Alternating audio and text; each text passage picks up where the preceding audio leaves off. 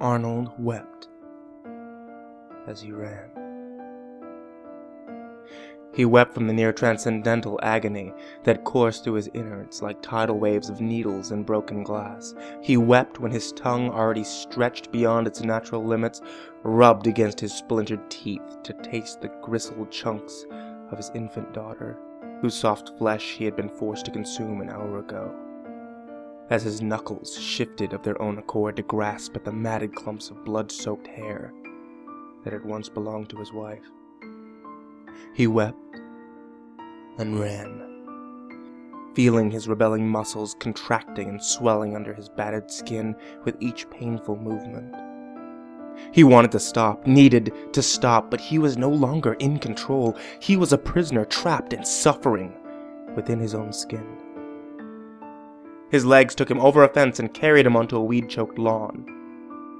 Arnold felt the impact send tremors through his twisting bones, his head tilted downwards, allowing him to view the twin horrors of raw flesh and jutted bone that his legs had become. Arnold screamed in his mind and fought against the invisible shackles that bound him, but he couldn't free himself. And he knew, despite the anguish that the knowledge brought, that he was not going to wrest control of his facilities from whatever held the reins now.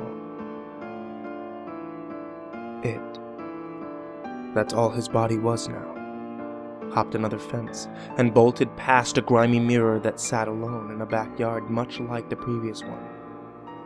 Its head twisted towards it as it looked for a new meal.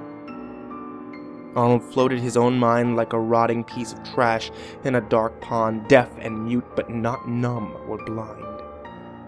He could see the vague mockery that had been made of his own face. The eyes, formerly green and full of human emotion, now swollen with red blood and rolling madly. The lips, which had kissed his wife, now stripped of pink meat, dangled before a dribbling maw full of teeth like wood splinters set in gums, slathered in enamel in the blood of his own family. He couldn't close his eyes, and the moment in which he saw that obscene thing seemed to stretch on into an infinity. Then the moment finally ended, and Arnold floated down into the depths of his own memories. He first remembered all of the happy moments that he had shared with his wife and daughter, even if the former moments had been longer than the latter. Linda's beaming smile as he proposed to her, their first love-making session, and the feel of her warm skin under his hands. The delighted tears that had welled up in her bright blue eyes as she told them they were going to be parents. Arnold's body made its way into the woods. The change in terrain from soft grass to flat concrete to hidden branches and sharp stones redefining pain. Linda's bright blue eyes, the scent of her hair, the way she giggled when he prodded her toes. The mutilated body raced across the ground on all fours, even as his knees inverted themselves with a tearing of sinew. Arnold felt his spine press through the skin of his back, splitting it as cleanly as if the wound had already been there. Meredith's birth. The pain in Linda's face, the tears, then her screams being joined by the harsh wails of the baby. The body leapt upwards, higher than humanly possible. It landed in a thicket, the small thorns of broken bone that had jutted out from its raw fingertips, reaching out, grabbing at a faint furry form that huddled in the undergrowth. The long hours spent tending to the baby, her tiny lungs producing shrieks that seemed to belong to a far larger person than she. The looks of annoyance that he and Linda shared, looks that would be forgotten when Meredith smiled benevolently up at them from her crib. The small creature, a rabbit, judging by its long ears and hind legs, squealed as it raised its tiny body to its maw. Then came the crunch of tiny bones and the gush of hot blood. Linda calling to him as he went off to work, feeling in equal parts guilty for leaving her with a baby and envious of the time that she would get to spend with her. Then the dull grind of the office, in which a subtle pain began to prick at his stomach. The last of the rabbits slithered down the monstrous body's gullet to join Meredith and what little of Linda it had been able to stomach. The pain in his innards grew steadily but slowly. First a rapid fire of tiny jabs, then a lingering ache, then a burning pain, and he, in all of his foolishness, had ignored it, had kept it away with painkillers until it blossomed into a type of agony that he had never felt before. Arnold's body, now flayed by and impaled on thistles and splattered with even more blood, scuttled deeper into the woods, treating shards of broken bottles and old shell casings. Arnold briefly caught a glimpse of the dented truck with muddy wheels. The silent trip to the hospital after he had pissed red. The fearful look shared by husband and wife, and the deep nausea roiling in his gut, copulating with the pain. Then the arrival. The stink of antiseptic. The long wait.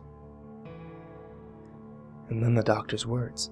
Arnold watched from inside of the tomb that his body had become as its fingers wrapped around the throat of the hunter, pressing the tiny spears of bone into the meat of his neck and pulling the flesh apart with savage slowness.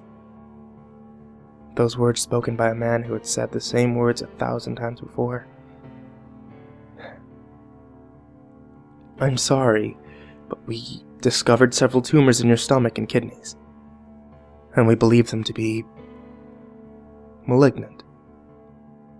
The hunter tried to struggle, tried to fire his gun, and Arnold silently prayed that he would be able to pull the trigger to end the nightmare that was his existence. But his own body proved stronger, and it pulled the poor man's throat open, tearing apart carotid and jugular, and laying the spine bare.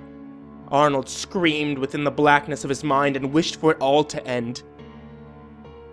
Linda's hand had gone to his when the news was broken. But either her skin was hot or his hand was cold.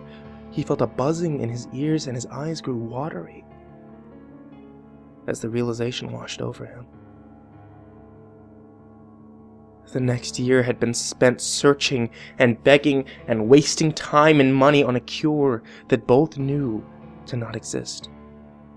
He found himself, more often than not, in Meredith's room, trying desperately to staunch the flow of tears at the sight of her uncomprehending bright-eyed gaze.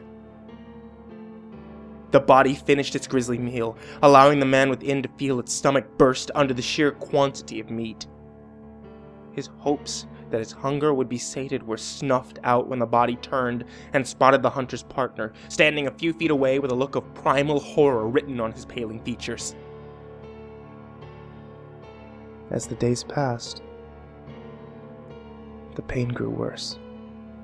The tumors became like a boogeyman to Arnold, haunting his dreams and waking him up in the dead of night with their painful stings. Soon, the trips to the nursery lessened, as trips to the hospital grew more prevalent. Linda began to stay up with her husband, comforting him through the pain as best she could, but what little of their hope that they had left was shrinking with each night spent in agony. And then, as if to rekindle their hope, Linda received news of a new medicine, a concoction of exotic and untested chemicals that went under the working name of tritophenol. And the manufacturers needed test subjects. The second hunter was faster to react than his partner had been. He raised the gun and fired before the beast had fully closed the distance between them. Arnold felt the buckshot tear into his body, but the force that controlled it refused to buckle. The office that they met Dr. Morgan in was as neat and pristine as any other doctor's office that they had seen. And they had seen many. Dr. Morgan was a short, robust man with smooth skin and eyes that seemed endlessly compassionate. He asked them a few questions, took his blood pressure, and then escorted him into a bland white room where a single table and a cot sat with their metal parts gleaming like diamonds in the harsh fluorescent light. The hunter screamed as the same talons which had killed his friend aimed for him. Tritophenol was a clear liquid, like water. and it burned when it entered his bloodstream. It was only after the burning spread to every limb, every digit, and increased until it felt like he was sweating hot oil that he realized he had made a very serious mistake. It had taken a few hours to become truly painful, and the two had returned home in that time. Looking back on it, Arnold wondered if things could have been different, if he had been somewhere else. Anywhere else. The fingers plunged into the second hunter's stomach and began to pull outwards the barbs and the full weight of the body, making sure that escape was impossible.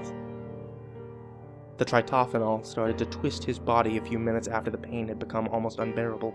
His muscles tore, his skin ruptured, his teeth ground together until they cracked. His ligaments stretched in the throes of his spasms, and his mind grew hazy with hunger.